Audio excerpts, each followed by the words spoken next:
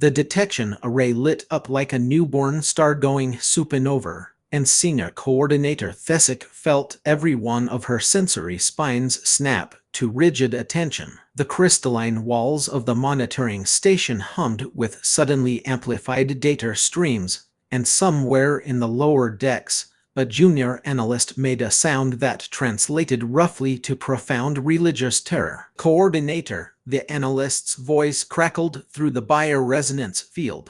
I'm reading a Class 7 harmonic signal from the third planet. It's everywhere. The entire planetary surface is saturating our sensors. Thesic flowed across the command sphere, her locomotor gel leaving faint phosphorescent trails on the obsidian floor. 43 years she'd operated this deep space monitoring station on the edge of the Galactic Council's jurisdiction. 43 years of cataloging stellar phenomena, mapping nebulae, and very occasionally detecting the rudimentary radio emissions of pre-contact civilizations. Never, not once, had she encountered a Class 7 harmonic. The data lattice materialized before her sensory organs, a three-dimensional representation of cascading signals that made her cognitive centers ache with their complexity. "Show me the source signature," she commanded. The view shifted, zooming through layers of electromagnetic spectrum until the third planet filled her perception. It was a water world, predominantly blue with swirls of white atmosphere and patches of brown-green landmass. Pretty, in the way that volatile chemical systems often were. But the signals, that's impossible. Thesic breathed, feeling her chromatophores flush deep violet with shock. That's a unified harmonic field. That's a hive mind. The junior analyst Keith Rex, she thought his designation was, fluttered his gill fronds in agitation. Coordinator, the mathematical complexity of the signal architecture suggests a cognitive network of at least 8 billion nodes. 8 billion individual processing units, all functioning in perfect synchronization. 8 billion. The number made Thesic's tertiary brain spiral into calculation mode. The largest hive mind in Council records was the Velkrish Collective,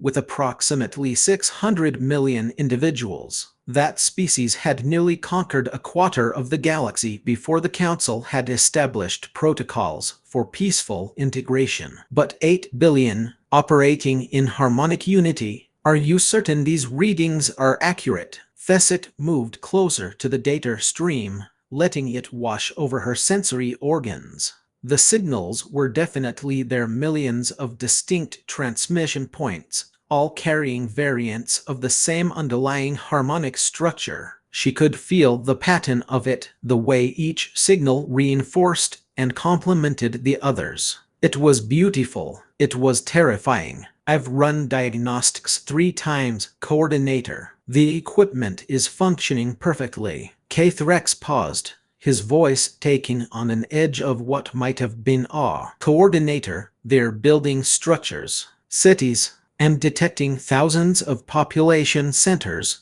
all interconnected. The infrastructure alone suggests a technological civilization at approximately level 2.7 on the developmental index. A hive mind that's reached industrial technology. Thesic felt a chill ripple through her gel form. We need to inform the Council immediately. The emergency transmission took 4 hours to reach the Council's central nexus on Kothala Prime, and another 6 for the response to arrive. Thesic spent those hours studying the planet Earth, according to the linguistic patterns embedded in their transmissions, with growing fascination and unease. The hive mind had divided itself into distinct geographical clusters, each cluster producing slightly different harmonic variations. At first, she'd thought this indicated separate hive minds competing for resources, which would have been dangerous enough. But no, the signals all shared fundamental structural similarities. It was one massive consciousness, operating across multiple simultaneous processing centers. When the Council's response finally arrived, Thesic wasn't surprised to see that it carried the authority seal of High Arbiter Velorn himself. The Arbiter's image crystallized in the holographic field, a being of swirling gaseous elements contained within a field harness, his photonic eyes burning with intensity. Coordinator Thesic. The Arbiter's voice resonated through multiple frequencies simultaneously. Your report has been analyzed by the Council's Xenology Division. We are in agreement with your assessment. This appears to be an unprecedented hive mind civilization. Given the Velcrush protocols, we cannot ignore this discovery. What are your orders, High Arbiter? Thesic asked, though she already knew. The Velcrush protocols were clear. Any hive mind civilization that achieved spacefaring capability posed an existential threat to individualistic species. Not through malice, necessarily, but through their very nature. A single unified consciousness spanning billions of individuals could outthink, outmaneuver, and overwhelm any coalition of individual minds. A first contact delegation will arrive at your coordinates in 17 standard cycles, Velorn said.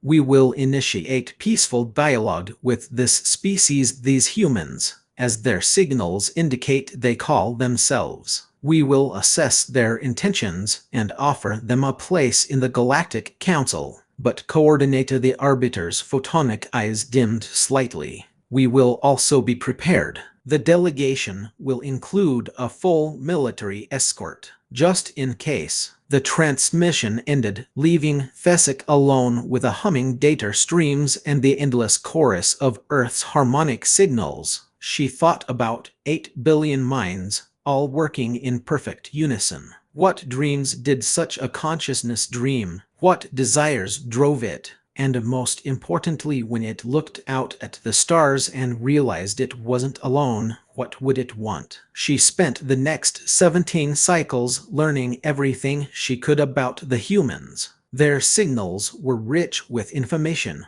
once you knew how to parse them. Images, sounds, mathematical formulas, entertainment broadcasts, all of it flowing through their global harmonic network. The hive mind seemed to spend enormous amounts of processing power on something they called the internet, which appeared to be their primary method of maintaining cognitive synchronization. What puzzled Thesic was the content. If this was truly a unified consciousness, why did so many of their transmissions seem to contradict each other? She found broadcasts claiming their planet's climate was changing rapidly, alongside broadcasts claiming it wasn't. Messages promoting what appeared to be peaceful coexistence, right next to messages advocating violence. Scientific data presented alongside what could only be described as pure fantasy. She mentioned this to Cathrex during one of their analysis sessions.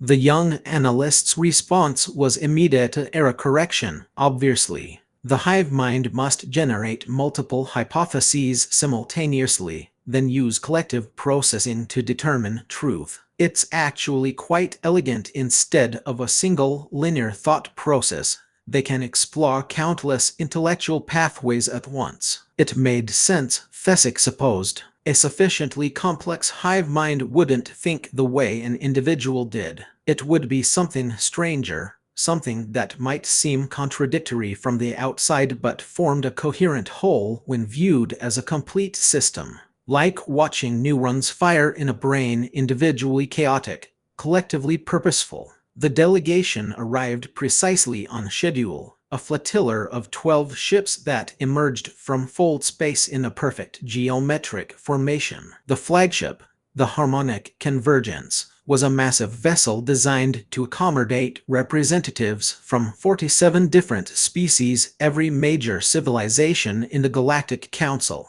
Its hull shimmered with defensive fields that could withstand a sustained planetary assault, but its weapons remained powered down. The Council was hoping for peace. So was Thesic, though the 3 dreadnoughts flanking the diplomatic ships suggested the Council's hope had limits. High Arbiter Velorn transferred his consciousness to the flagship, and within hours, the delegation had established a stable orbit around Earth's moon. Thesic watched from her monitoring station as they sent their first message, a carefully crafted mathematical sequence that demonstrated intelligence, peaceful intent, and a desire for dialogue. It was the same first contact protocol the Council had used successfully for the past 6,000 years. The response came within minutes, which was either a good sign or a very bad one. A tight beam transmission locked onto the harmonic convergence with such precision that Thesic's instruments couldn't detect any diffraction at all. The message was dense with information, mathematical confirmations,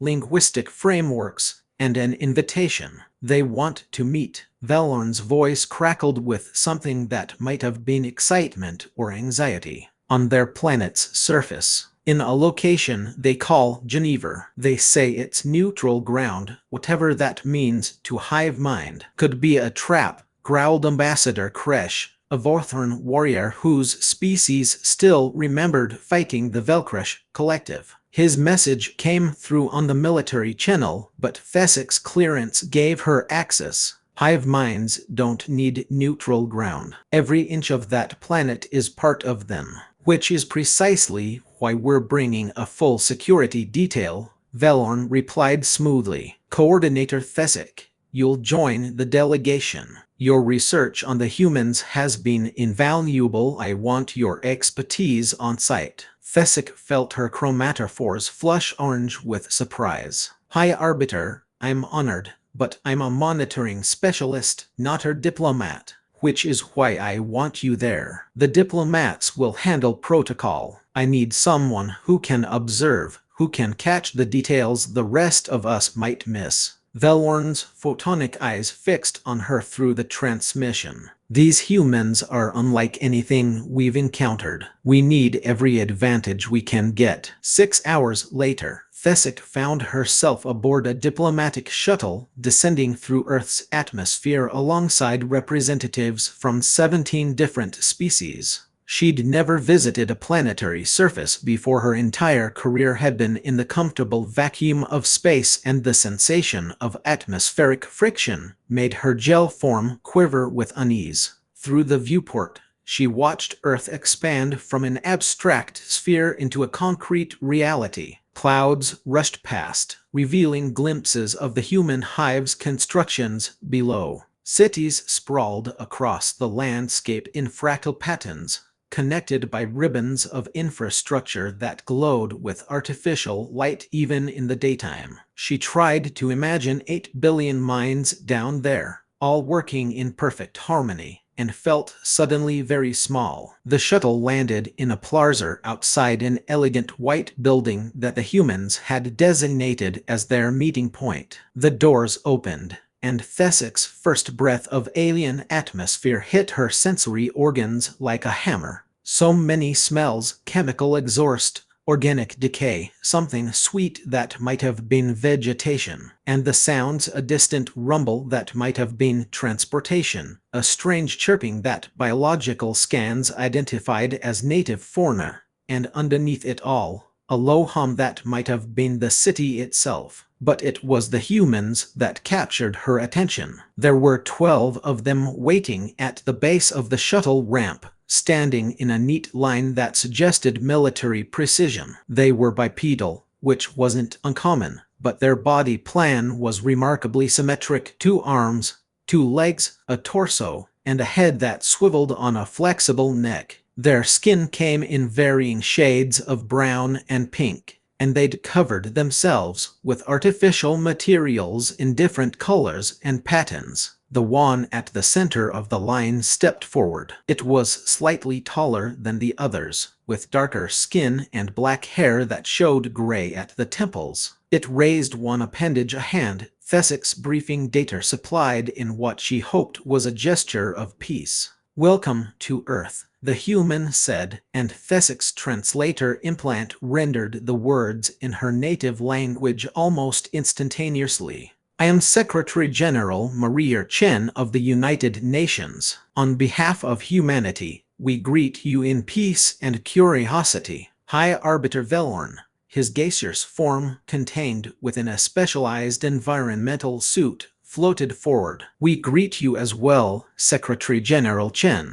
I am High Arbiter Velorn of the Galactic Council. We come seeking knowledge and offering friendship." Secretary General Chen smiled, which involved pulling back her lips to reveal calcium-based teeth. The gesture looked predatory to Thessic's eyes, but her cultural database indicated it was a sign of pleasure or welcome. "Then let's not waste time standing in the plaza. Please, come inside. We've prepared a meeting room and we have much to discuss." The interior of the building was surprisingly plain: white walls, simple furniture designed for various body plans, and an array of refreshments that the humans seemed to think might be suitable for alien metabolisms. The ceiling was high, with windows that let in natural sunlight, and the air circulation system hummed quietly in the background. What struck Thessic most was the silence. With 8 billion minds working in harmony, she'd expected to feel some kind of psychic pressure,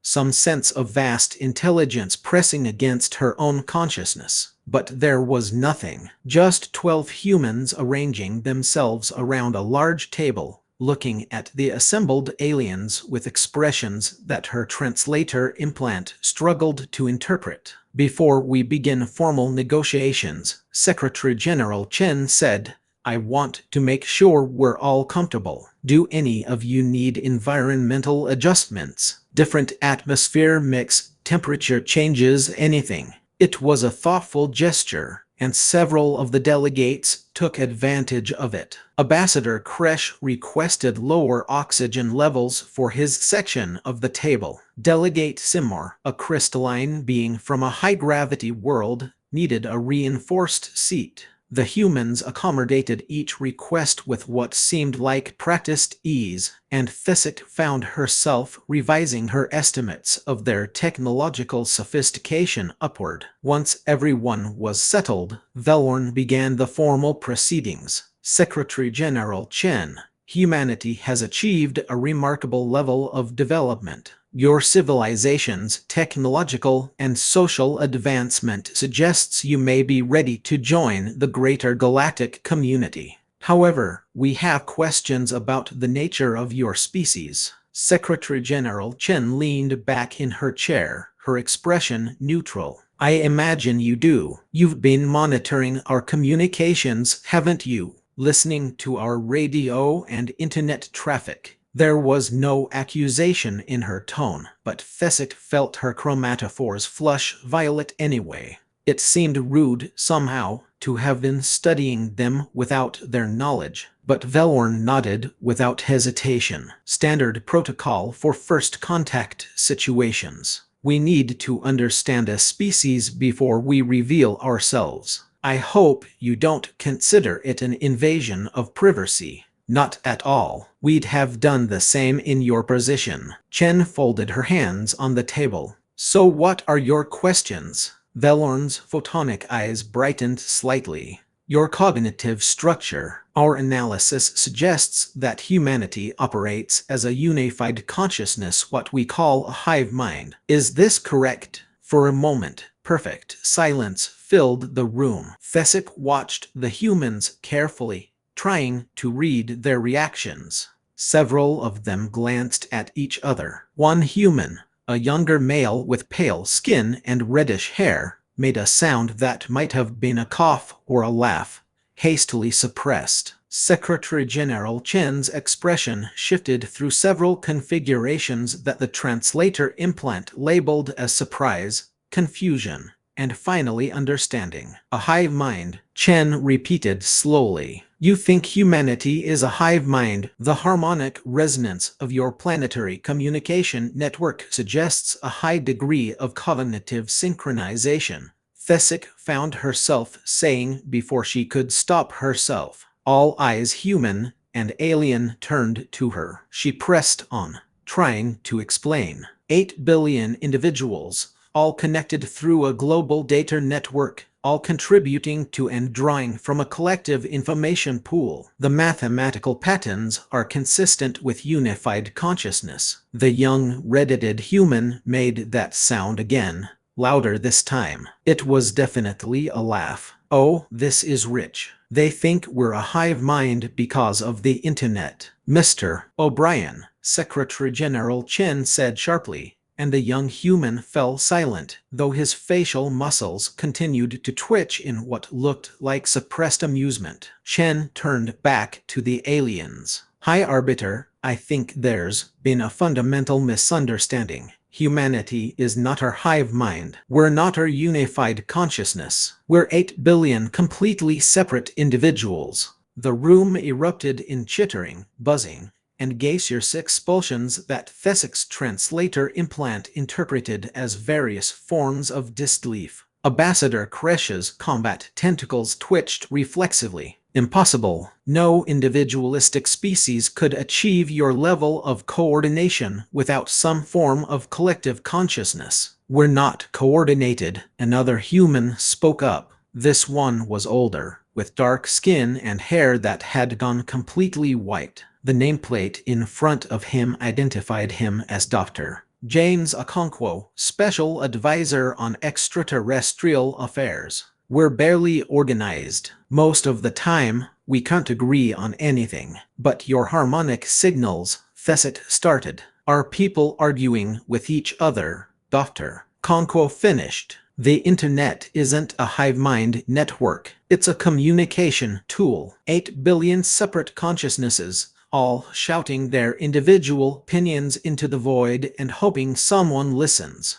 Thesik felt reality tilt slightly. She pulled up her data on her personal display, reviewing the signals she'd spent weeks analyzing. The contradictions, the competing narratives, the sheer chaos of human communication. She'd interpreted it as parallel processing, a hive mind exploring multiple possibilities simultaneously. But if they were individuals or saying every one of those signals represents a unique consciousness, Velorn's voice had taken on an edge of something that might have been fear. 8 billion separate minds, all with their own thoughts, desires, goals. Give or take, Secretary General Chen said calmly. Though the population's currently close to 8.2 billion, we grew by about 60 million since your last census estimate. The implications crashed through Thesik's mind like a meteor strike. 8 billion individuals,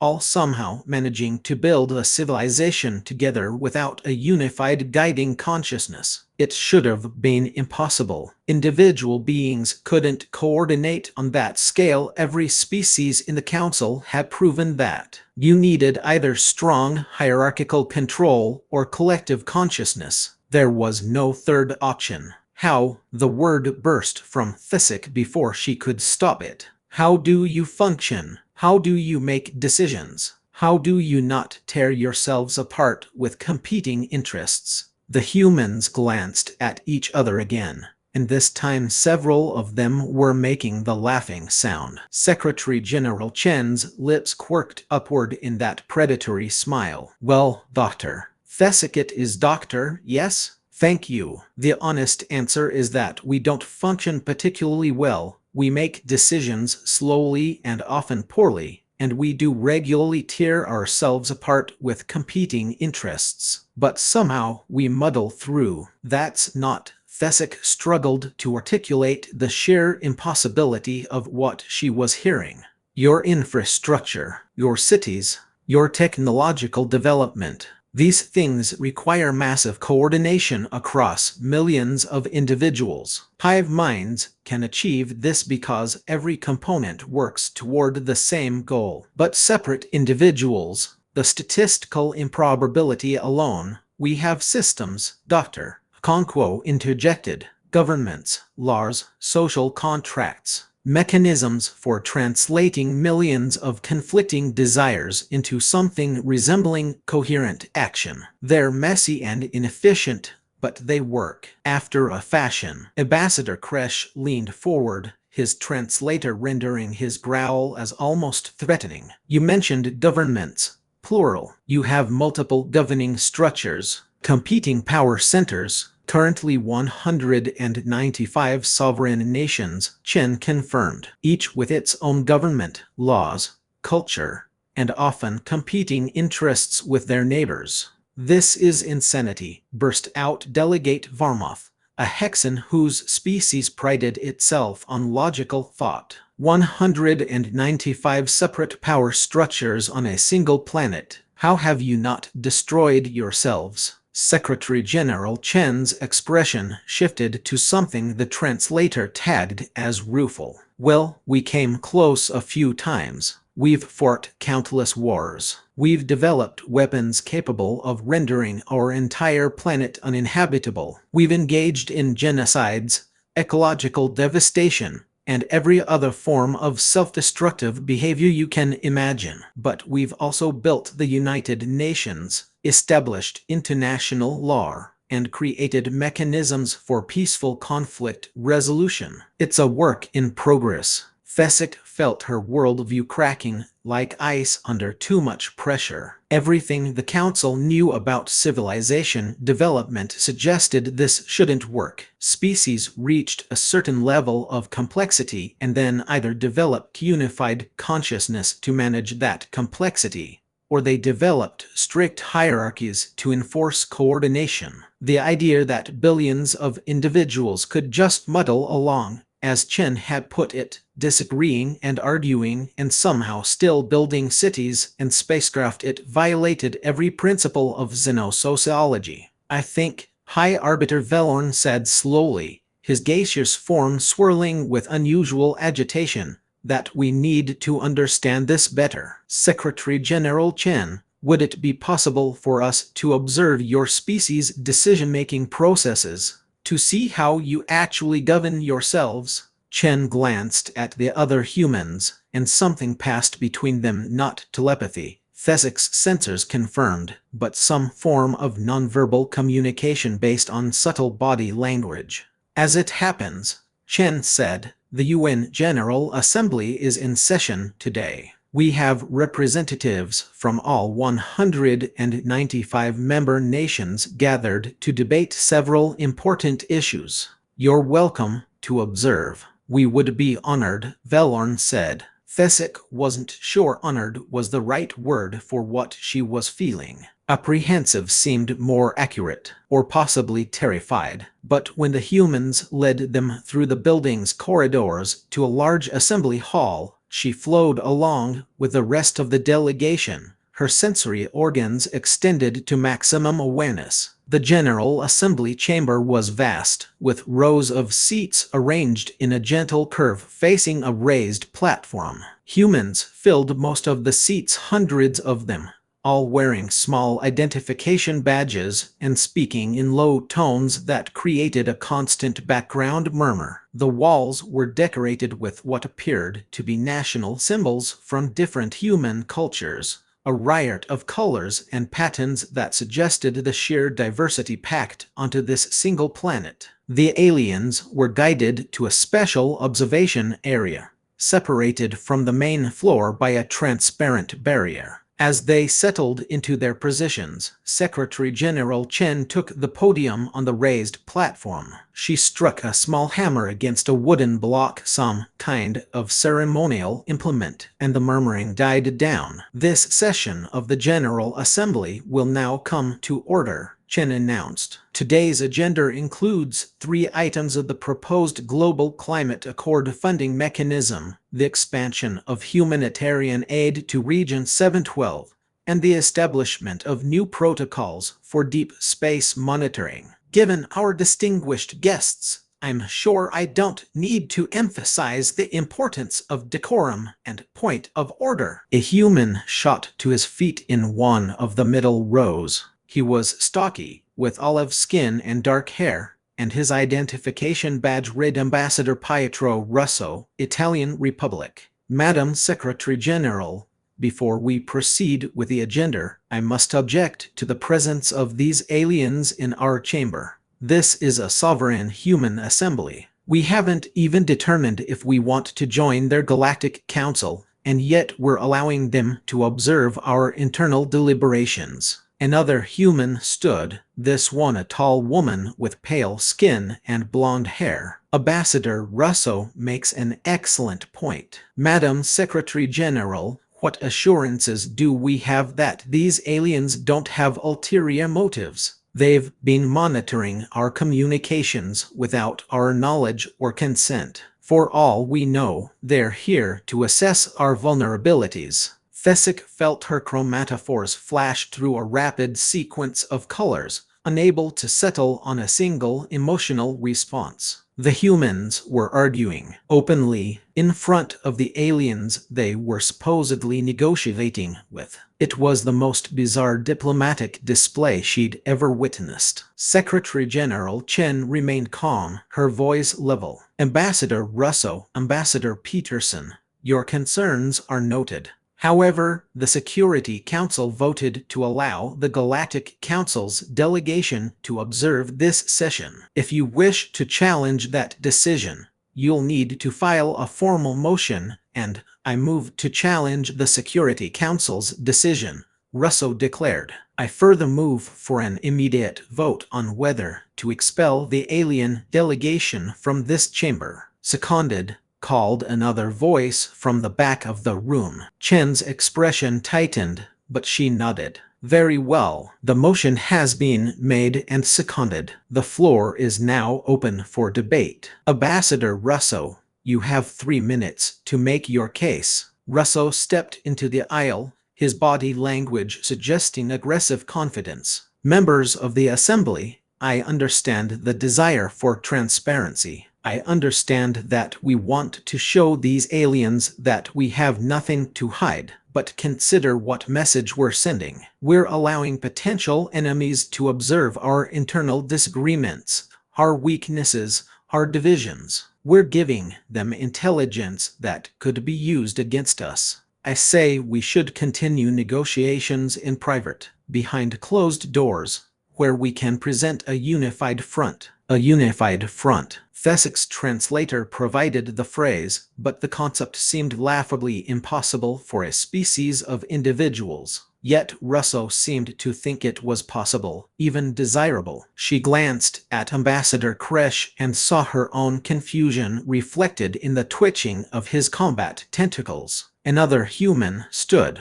This one was younger, with dark brown skin and elaborate braided hair. Ambassador Cater, Senegalese Republic, she identified herself. With respect to Ambassador Russo, I strongly disagree. The entire principle of the United Nations is transparency and open dialogue. If we start hiding our deliberations from our potential allies, what precedent does that set? How can we expect them to trust us if we don't trust them? They're not our allies yet, Russo shot back. They're unknowns. And Ambassador Cater, may I remind you that the last time we invited unknowns into our confidence without proper precautions, it resulted in Ambassador Russo. You will not use this forum to relitigate the Australian trade incident, Chen said sharply. Your time is expired. Ambassador Cater, you have the floor. Thank you, Madam Secretary General. Cater turned to address the chamber, her voice carrying clear and strong.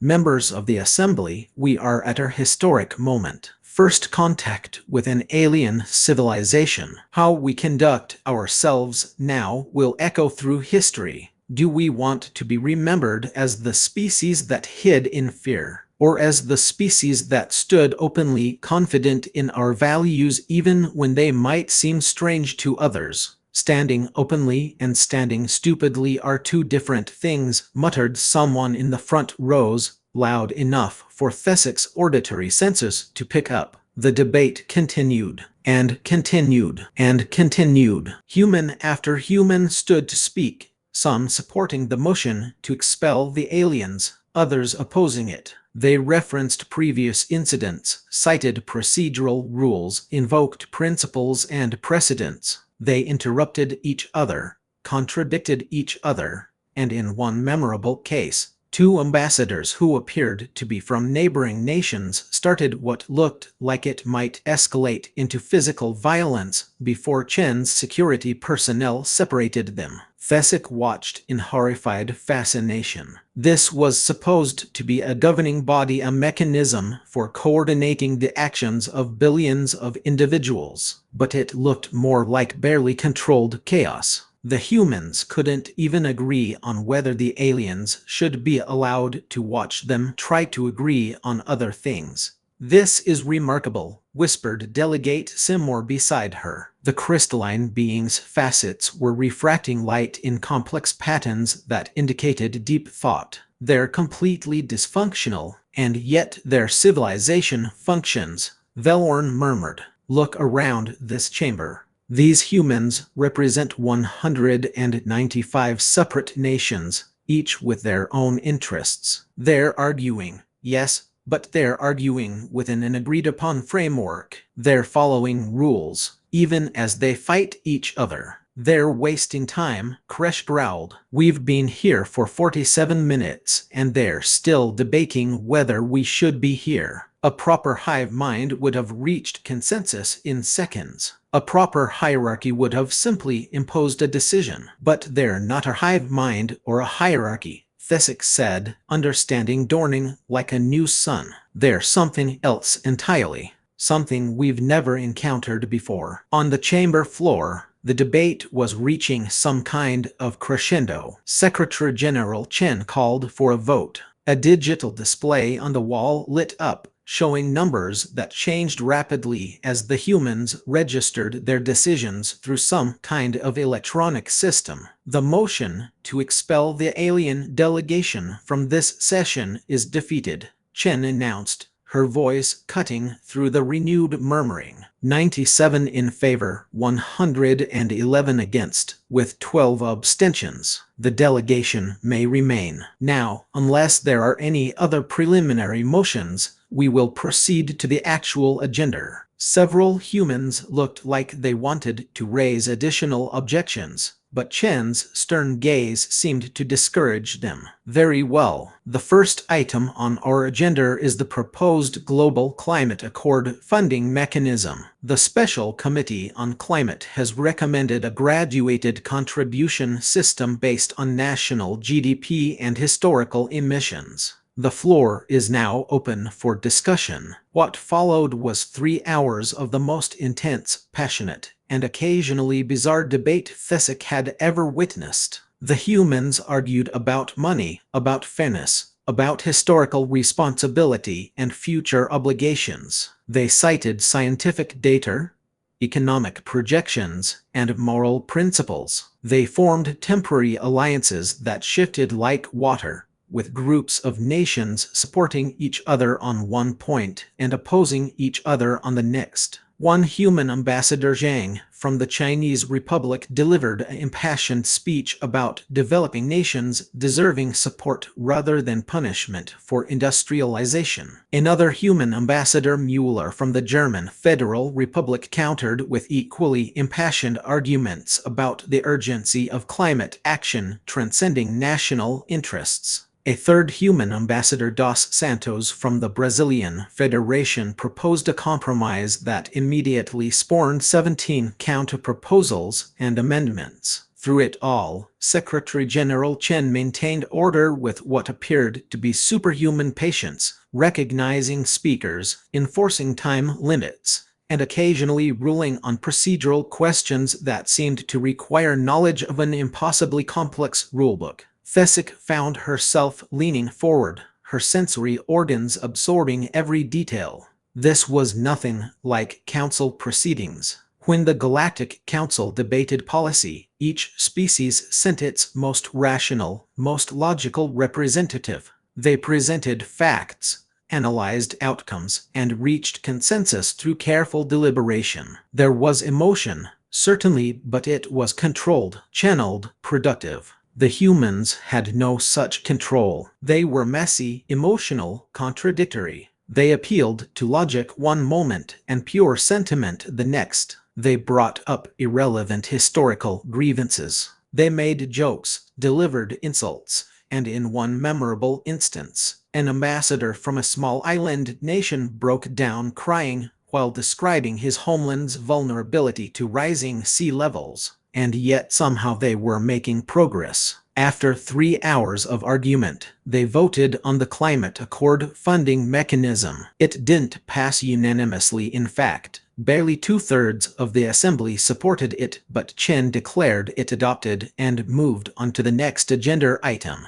How do they function when a third of their representatives oppose a major policy decision? Fesick wondered aloud. They don't, Doctor. Conquo's voice came from behind them. The human had apparently joined them in the observation area. Not fully. The nations that voted against the accord will drag their feet on implementation. They'll look for loopholes, delay funding transfers, and probably bring the issue up again in next year's session. That's how it works. We make decisions that aren't quite decisions, implement policies that aren't quite implemented, and somehow muddle forward. That sounds extraordinarily inefficient, Delegate Varmoth observed. It is, Okonkwo agreed cheerfully, but it's also extraordinarily resilient. Because no single faction ever gets everything they want. No single faction ever becomes powerful enough to dominate all the others. We're locked in this constant state of dynamic tension, always arguing, always compromising, never quite satisfied but never quite defeated either. The second agenda item, humanitarian aid, sparked an even more contentious debate. This time, the argument centered on which regions deserved priority assistance, and the discussion quickly became entangled with accusations of political bias, historical resentments between nations, and competing theories about effective development strategies.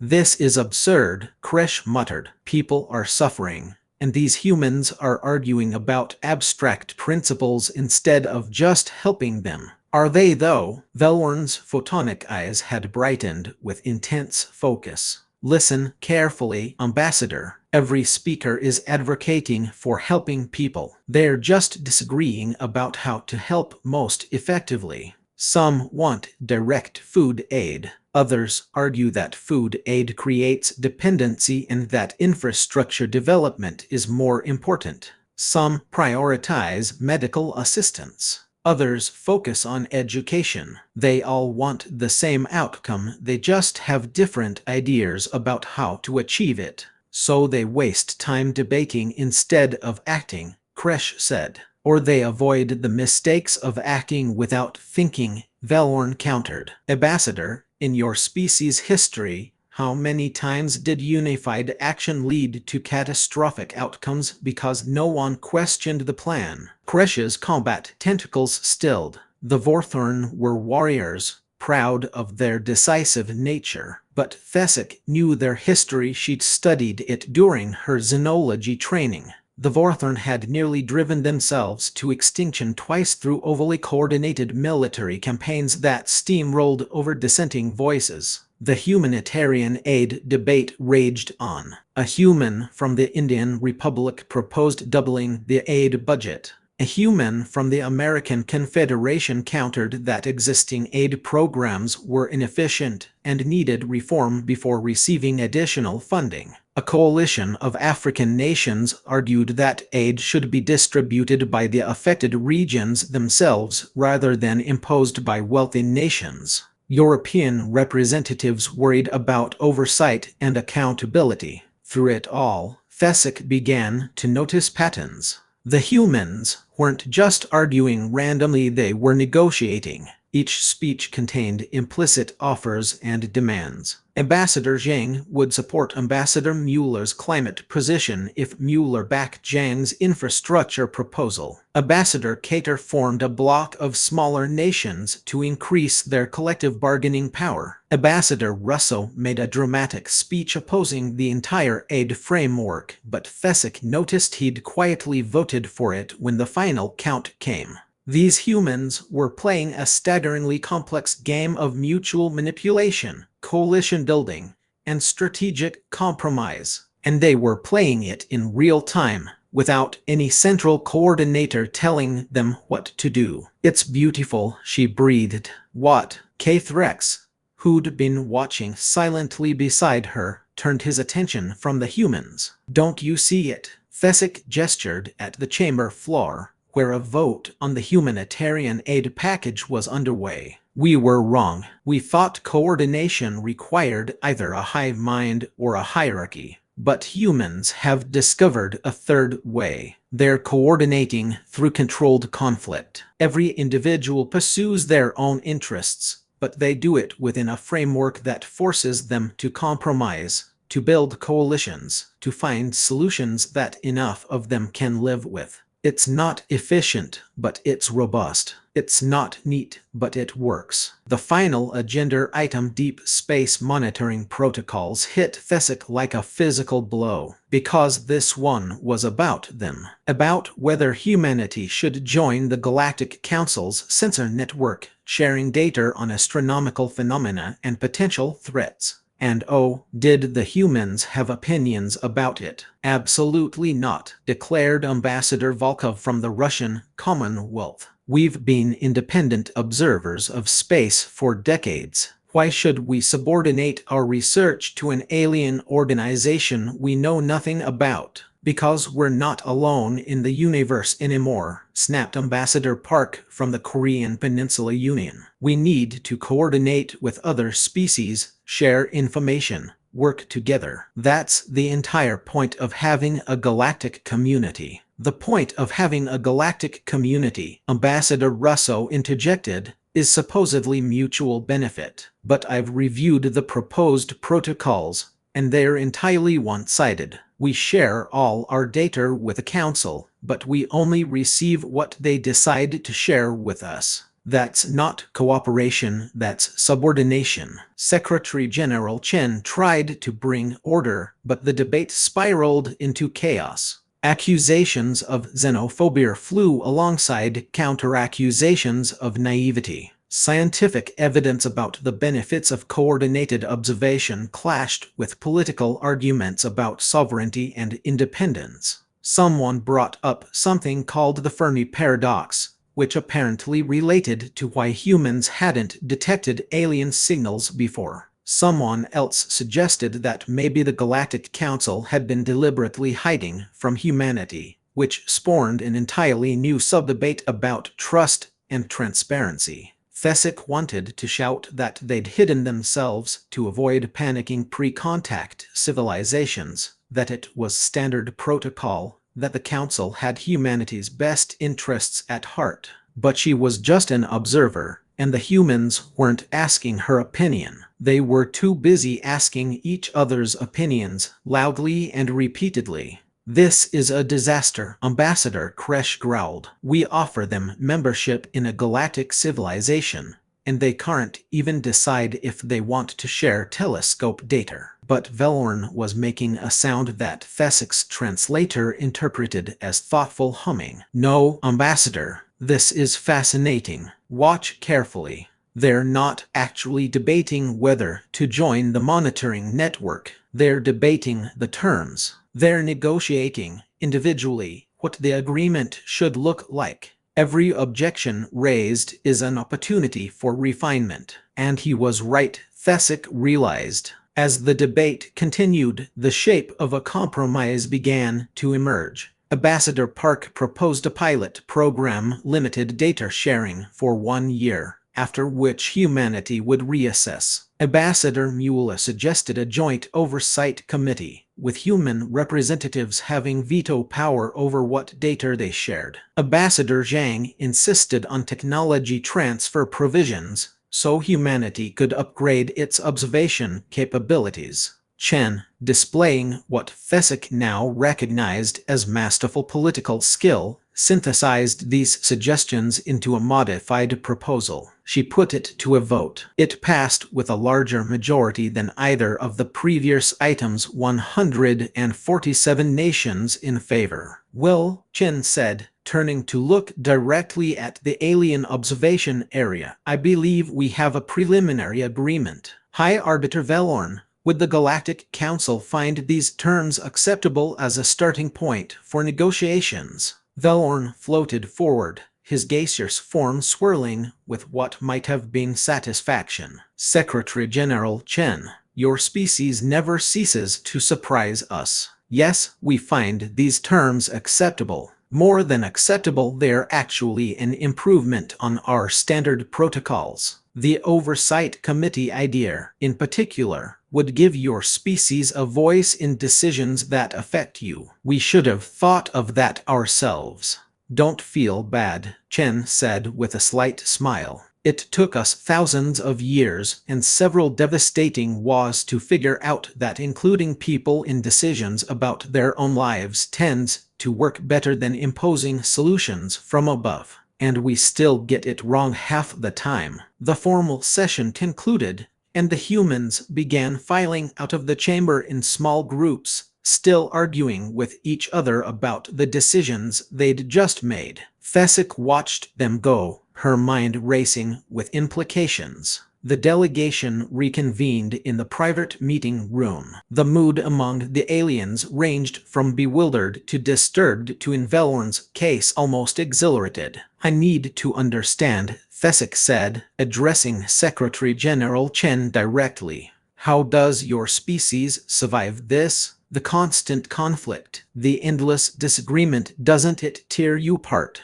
Sometimes it does, Chen admitted. We've had civil wars, genocides, nations collapsing into chaos. When the disagreement becomes too intense, when people stop seeing each other as legitimate voices in the debate, things can go very wrong very quickly. Then how do you prevent that? Delegate Varmuth asked. What stops the disagreement from escalating to violence? Dr. Okonkwo spoke up. Systems, institutions, shared rules that everyone or at least enough people agree to follow. The United Nations isn't just a debating society. It's a framework for channeling disagreement into productive directions. When we can't agree on what to do, we can at least agree on how to disagree. But it's more than that, added a new voice. Thesic turned to see the young, red-headed human O'Brien who'd laughed earlier. It's cultural. We're raised to expect disagreement.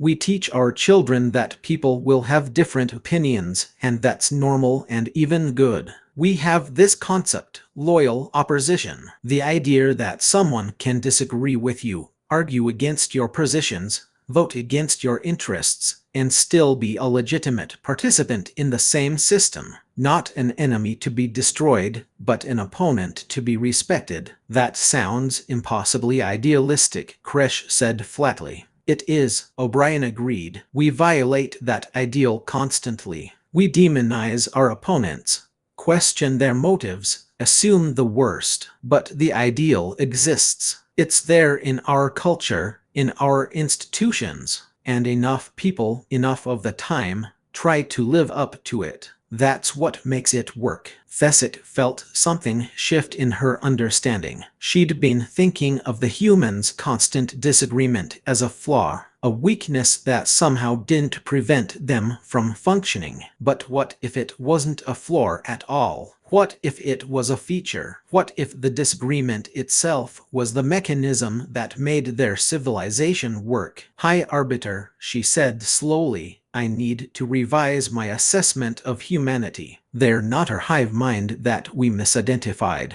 They're something entirely new. A civilization of individuals who have learned to coordinate not despite their differences, but because of them. Every disagreement is a form of error checking. Every debate is a way of exploring solution space. Every compromise is a method of finding answers that work for the maximum number of people. A distributed intelligence, Velorn mused. Not a single mind in 8 billion bodies, but 8 billion minds that function as a collective system. The difference is subtle but profound. The difference is terrifying, Kresh said. If they can coordinate this effectively while remaining individuals, they'll be unpredictable, impossible to negotiate with in any traditional sense. Not impossible, Chen said. Just different. Yes, we'll argue among ourselves before, during, and after any agreement we make with you. Yes, our positions will shift as different factions gain influence. Yes, we'll be messy and frustrating and occasionally infuriating,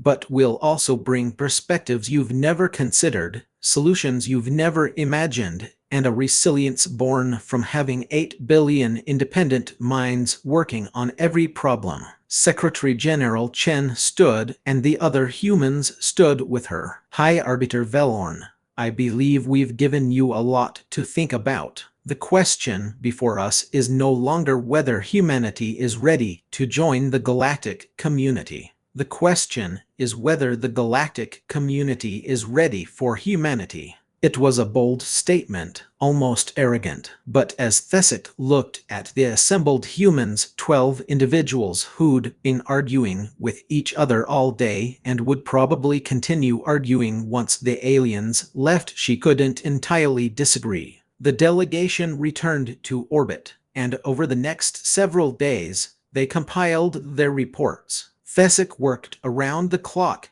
analyzing data, reviewing recordings of the General Assembly session, and trying to capture in clinical xenological terms what she'd witnessed. But the clinical terms kept failing her. How did you describe the moment when a civilization revealed itself to be nothing like you'd expected? How did you quantify the strange beauty of humans arguing their way to consensus? How did you explain to the Galactic Council that they were about to meet a species that would challenge every assumption about how civilization worked? In the end, she wrote what she thought was the truth: humanity is not our hive mind, and that makes them more powerful than any hive mind we've encountered. Their individuality is not our weakness, it's their greatest strength. They've built a civilization on managed disagreement, and in doing so, they've created something robust, adaptable, and utterly unique. The Galactic Council should proceed with first contact, but we should be prepared for humanity to change us as much as we change them. The final diplomatic session took place a week later, back on Earth in the same UN building. This time,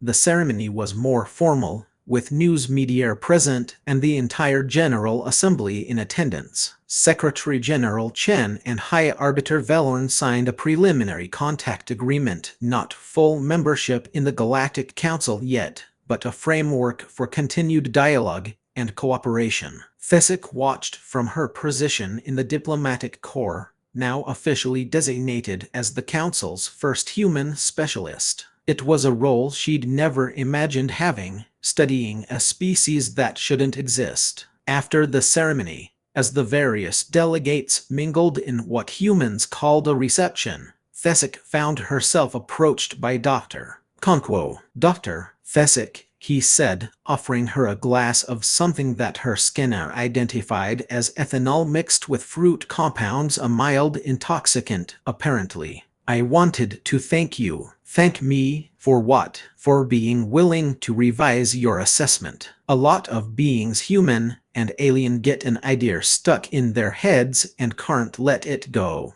You thought we were a hive mind, and when evidence contradicted that, you didn't dig in. You adapted. That's going to be important going forward. Thesic accepted the glass, though her physiology couldn't process ethanol. It was a gesture of hospitality, and she appreciated it. Dr. Conquo, may I ask you something? Of course. Aren't you afraid? You've just made contact with a galactic civilization that has thousands of years of technological advancement on you. You're one species among hundreds, and you're still arguing among yourselves about how to handle the situation. Doesn't that vulnerability terrify you? Okonkwo smiled, that strange expression that looked predatory but meant pleasure. It terrifies me absolutely. But you know what terrifies me more? The idea of everyone agreeing. Because when everyone agrees,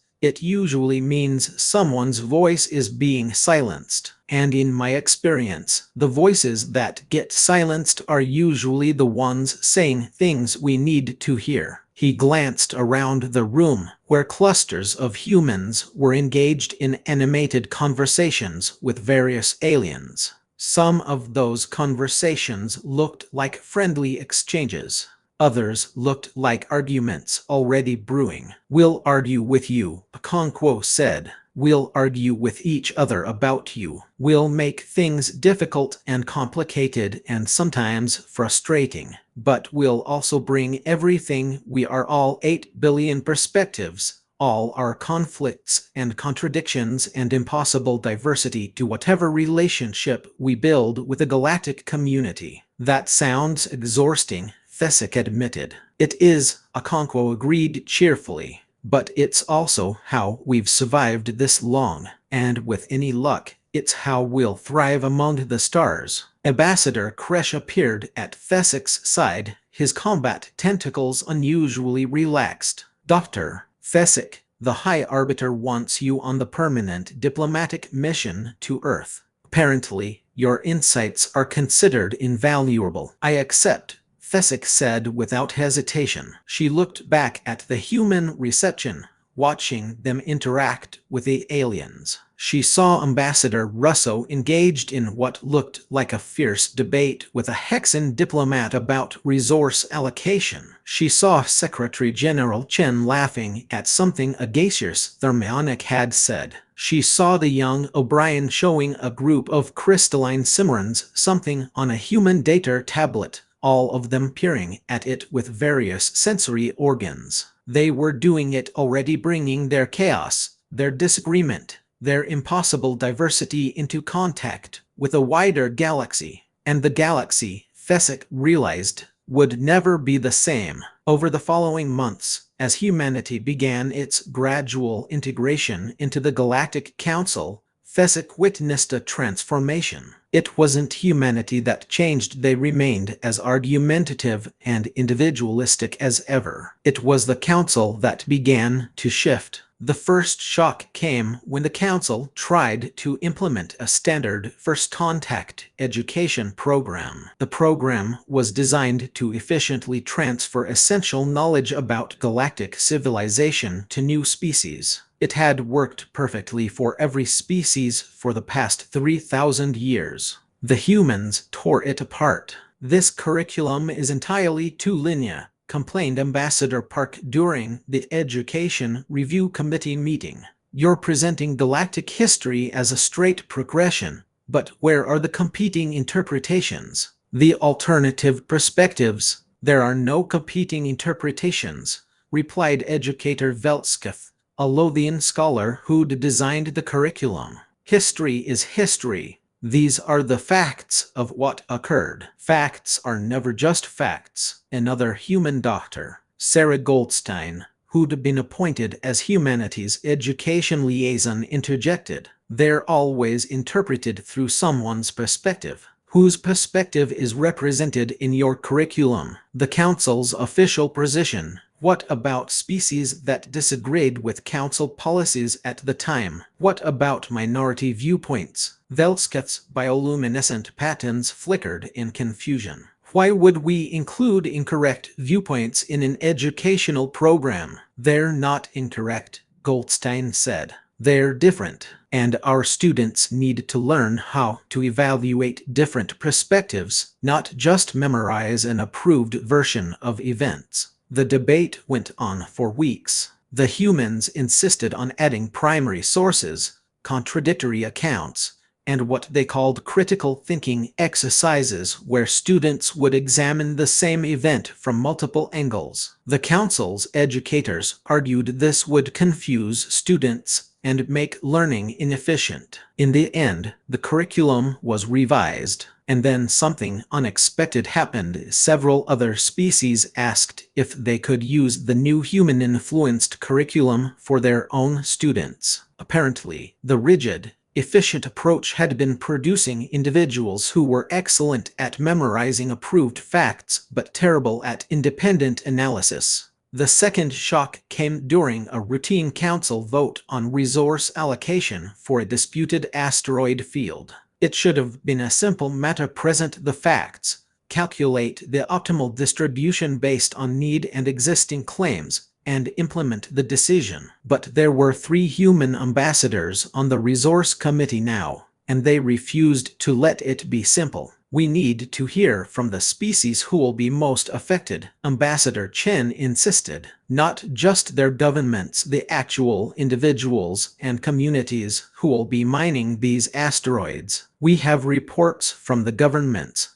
Councillor Shisara replied. That's sufficient. Is it though? This was Ambassador Yuki Tanaka, who'd specialized in labor issues. Because I've read those reports, and they're all written by administrators who have never set foot in a mining operation. I want to hear from the miners themselves. It was a radical suggestion. The council had always operated through official channels and formal hierarchies, but the humans pushed, and eventually, the council agreed to an experimental open forum where ordinary citizens from various species could testify about how resource decisions affected their lives. Fesick attended that forum, and what she witnessed changed her understanding of governance forever. Avorthorn Mina spoke about safety conditions in his asteroid operation. A Hexan engineer described how resource shortages had forced dangerous compromises in equipment maintenance.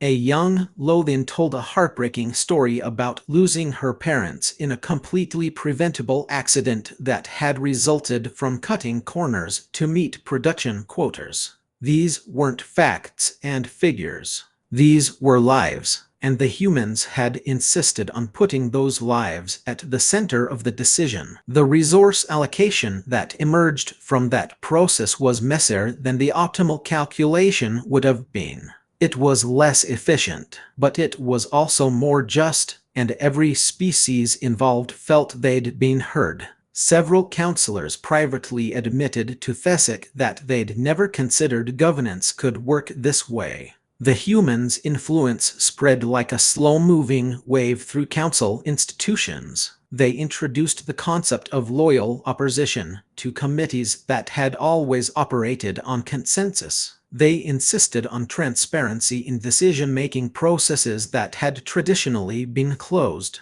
They asked uncomfortable questions about whose interests were really being served by various policies. They also argued with each other constantly, which provided endless entertainment for the other species. Human delegations could never simply present a united position. Whatever the issue, there would be at least 2 human perspectives, often more, and they'd debate each other as vigorously as they debated anyone else. Don't they realize how weak this makes them appear? Ambassador Kresh asked Fesick one day, watching a human delegation argue about trade policy. They're undermining their own bargaining position. Are they, though? Fesick replied. Or are they demonstrating that their positions have been thoroughly examined from multiple angles? When a human delegation finally does agree on something, you know it's survived intense scrutiny. That makes their agreements more trustworthy, not less. Kresh made a thoughtful growling sound. You've become quite the human advocate, Dr. Fesick. I've become a realist,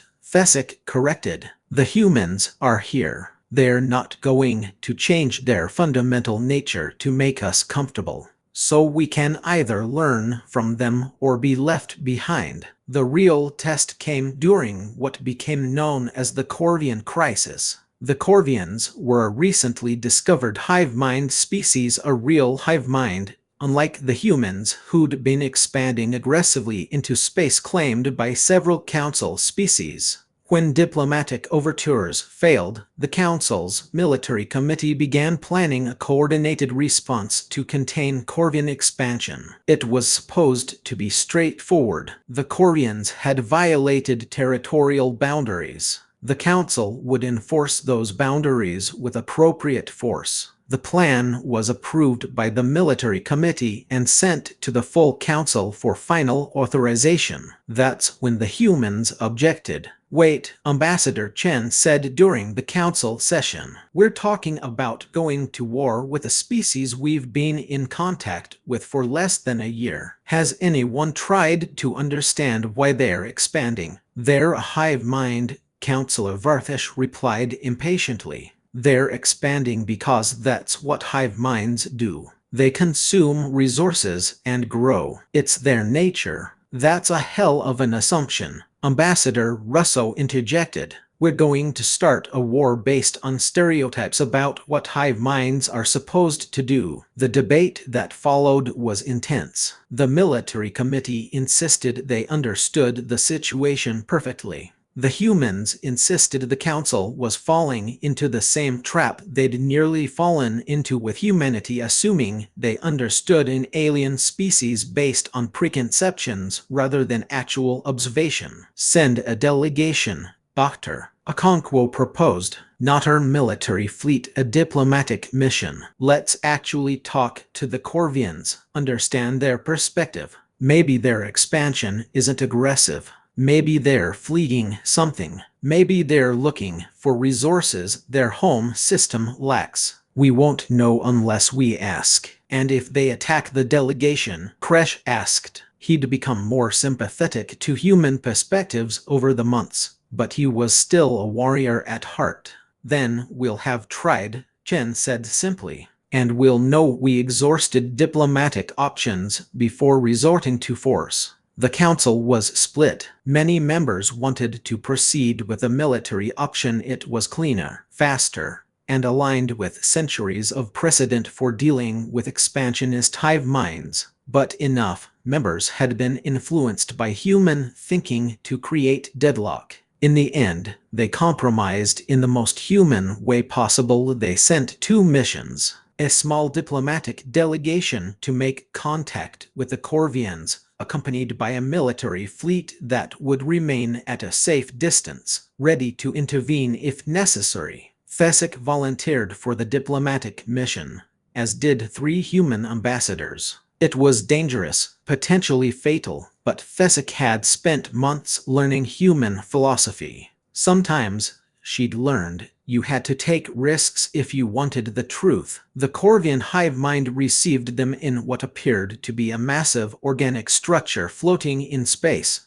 connected to thousands of smaller vessels by biological tendrils. The interior was humid, warm, and filled with a constant chittering that Thesic's translator struggled to interpret. The Corvian consciousness manifested as a cluster of specialized organisms that moved in perfect synchronization. You are the Galactic Council, it said, its voice a harmony of dozens of simultaneous vocalizations. You come with weapons, we come with questions, Ambassador Chen replied. Your expansion into contested space has created conflict. We want to understand why. What are you seeking? The Corvian consciousness shifted, and Thesic felt something like surprise radiate from it. Seeking, we are fleeing. That single word reframed everything. Under careful questioning from the diplomatic team, the truth emerged. The Corvians weren't expanding aggressively. They were refugees, fleeing a region of space where some kind of subspace phenomenon was making it impossible for their hive mind to maintain coherence. They'd been desperately seeking new territory where their consciousness could function properly, and they'd interpreted the Council's territorial markers not as boundaries, but as evidence that this space was safe. They hadn't even realized they were violating anyone's claims.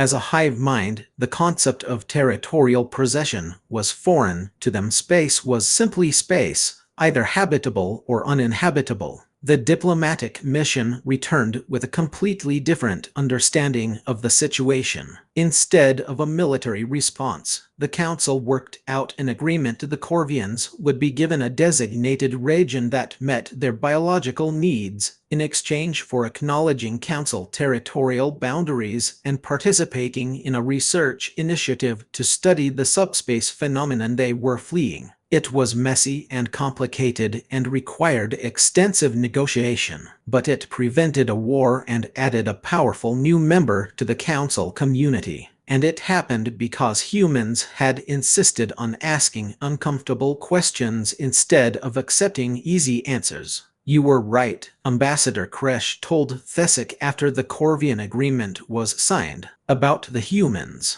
They're not weak. Their disagreement, their insistence on multiple perspectives, their refusal to accept simple solutions, it makes them stronger. It makes all of us stronger. 5 years after first contact, Thesic found herself back on Earth, attending what humans called a town hall meeting in a small community center in Geneva. She was writing a book about human political philosophy and wanted to observe their democracy in action at the most local level. The meeting was about a proposed change to public transportation routes. 37 humans were in attendance, and they had at least 12 different opinions about the best solution. They argued passionately, sometimes rudely, occasionally saying things that made Thesic's translator implant flag as logically inconsistent. But they also listened. When one elderly human explained that the proposed route change would make it difficult for her to reach her medical appointments, the young human who'd proposed the change immediately started sketching modifications. When a human parent worried about safety near a school, 3 other humans who'd been on opposite sides of the debate collaborated on solutions. At the end of 2 hours, they voted. The proposal passed, but only after being amended 4 times to address various concerns. No one got exactly what they wanted, but everyone got something, and they'd all live with the result because they'd all been part of creating it. Dr. Thesic, a young human, approached her after the meeting. I saw you taking notes. Are you writing about us? I am, Thesic confirmed. I'm trying to explain to the galactic community how your species manages to function. It's complicated. The young human laughed. You can say that again. We barely understand it ourselves half the time, but you keep doing it, Thesic said. The arguing, the debating, the constant negotiation. Why wouldn't it be easier to just let someone make decisions for everyone? The young human's expression turned serious. Easier, maybe, but we tried that. Throughout our history, we've had kings and emperors and dictators who promised to make all the hard decisions for us. It never ended well. Because here's the thing, no one person,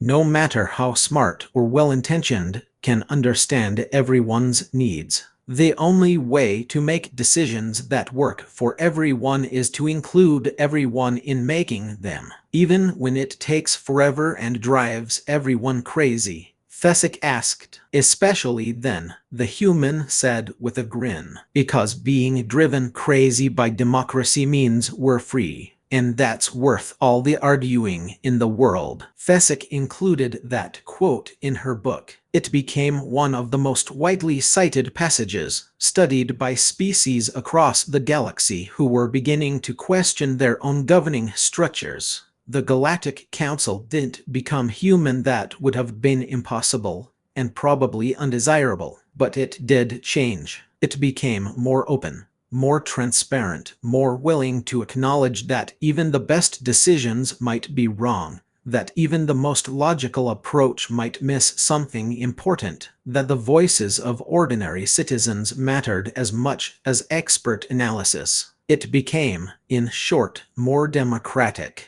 And that transformation, launched by a species whose greatest strength was its inability to agree on anything, might have been humanity's most important contribution to galactic civilization. Thesic stood at the viewing port of her ship, looking down at Earth, no longer alien, but home to her adopted civilization. The planet's communication networks still hummed with their constant discord, billions of voices arguing their way toward an uncertain future. And somewhere in that beautiful, chaotic noise, she knew humans were disagreeing about whether first contact had been a good idea. Some thought the aliens were humanity's salvation. Others thought them a threat. Many thought both simultaneously. They'd been arguing about it for 5 years. They'd probably argue about it for 500 more. And Thesic, who'd once thought such disagreement was a sign of dysfunction,